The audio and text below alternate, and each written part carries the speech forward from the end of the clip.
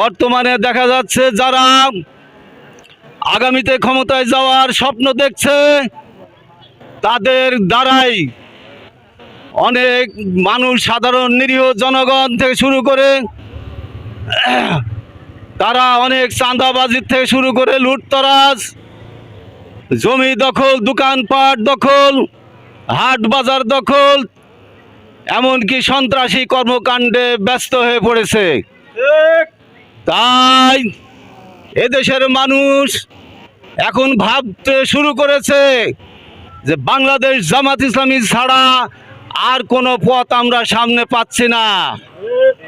তাই আগামী যে জাতীয় সংসদ নির্বাচন আসছে, এই নির্বাচনে জামাত ইসলামীর প্রার্থী আপনাদের সামনে আসছে দাঁড়িপাল্লা প্রতীক নিয়ে।